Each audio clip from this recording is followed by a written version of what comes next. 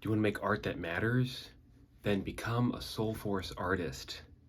A Soulforce artist is one who has gotten in touch with their artistic purpose and has learned to create more freely and thereby channel their soul force in how they create, practice, perform, teach, make a living every area of their artistic life. So today I'm going to be getting into how to become a Soulforce artist. What does that mean for your artistic life? How's that going to feel? How's that going to affect your art? And also share a special announcement about an opportunity for you to become a Soulforce artist, to get the kind of training you need in order to do that. So my name is Joseph Arnold. I'm a violinist, Alexander technique teacher, and director of the Soulforce Arts Institute, and founder of the new Soulforce Arts community. I'll tell you more about that at the end. And what I'm really interested in life is helping musicians and artists of all kinds get in touch with their soul force. Soul force is the real juice of art. It's the transformative energy that we love in the greatest works of art.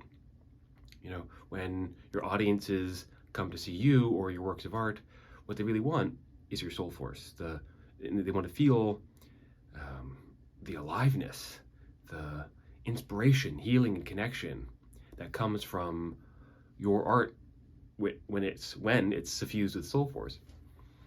And it's probably what you want in the creative act as well. What is a creative act that feels really great? It's one where you have plenty of creative energy and joy and inspiration, where you feel like you're on a mission almost, when you're having fun and it feels pleasurable. And all of this is possible when you tap into your soul force. So I'll explain what soul force is. So first, soul force is the transformative, creative energy that comes from facing life's challenges, whether artistic or otherwise, from a place of wholeness, aliveness, and connection, rather than the fragmentation, force, and control that is so common in our society. I'll give you some examples. So imagine like practicing for hours and hours and hours. You know, maybe you're a musician and your body's getting really tense and you're trying really hard, you exhaust yourself. Maybe you even get like pain in your muscles and that kind of thing. So that's the kind of fragmentation, the force and control that can go into playing a musical instrument. Or, you know, another example is just doing it for the money. You know, if you're a professional artist, it's so easy to fall into just doing gigs to pay the bills. And of course you got to pay the bills, and so soul force is not like ascending to some ethereal plane where you no longer have challenges. It's rather bringing your artistic purpose and your ability to create more freely to your creative challenges. Like, how do you pay your bills? Like, how do you play this difficult passage? Like, how do you discover what the character in your story is going to be doing next? So it's really an attitude towards your creative challenges. That's what soul force is. And when you cultivate soul force in every area of your artistic life, how you create, perform, practice, teach, make a living, then you are a soul force artist. And you get to enjoy the fulfillment, the creative energy, the transformative energy that comes from a life full of soul force. And your art thereby is going to matter. What does it mean for art to matter? Is that it, in a sense, is very practical. When you create from your soul force, you are creating art that can inspire, can heal, can bring people together. This is the original function of the arts, is to do all of this. And our society really seems to have lost this. We view the arts as something kind of frivolous or merely a luxury or entertainment, but it's really not that. And so a Soulforce artist is someone who clearly knows what the purpose of their art is, and that is what I mean by artistic purpose. Like, what is your deepest why? What is it that motivates you to create beyond, making a living or getting the notes right, or even self-expression, since self-expression can sometimes be kind of disconnected from a deeper truth inside you. So what is your deepest why? Why don't you write in the comments below? What is the deepest why that motivates your artistic life? And so that's step one of becoming a Soulforce artist, is getting in touch with that at a very deep level and fulfilling that in every area of your life. And then step two to becoming a Soulforce artist is learning how to create more freely, learning how to get out of the way of yourself. Because the real truth is that Soulforce isn't something you do. It's not something you can make happen. It's not biddable. It's not willable. It is rather an inherent aspect of who you are and how you face life.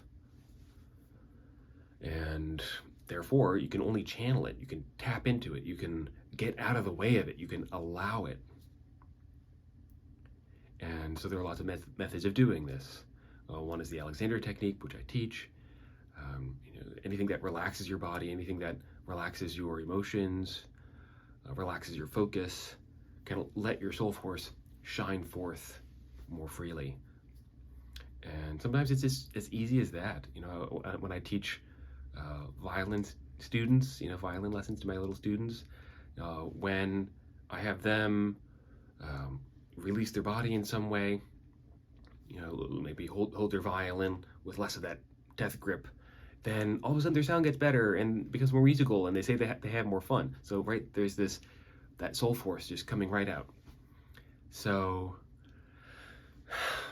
okay, so these are some steps you can take to become a Soulforce artist. And when you do, you're really making art that matters. Like I said before, art that matters is something that meets the real needs of the world around you. Some people say, a lot of artists say, art for art's sake. And there is a grain of truth in that, because again, when you create art for some narrow agenda, some outward extrinsic purpose, then it tends to diminish its enchanting power. Just like the art that we find in airports and hotels, it doesn't really do anything for you because it's fulfilling what I call a function of one of the lesser gods. It's just, they made it for the money.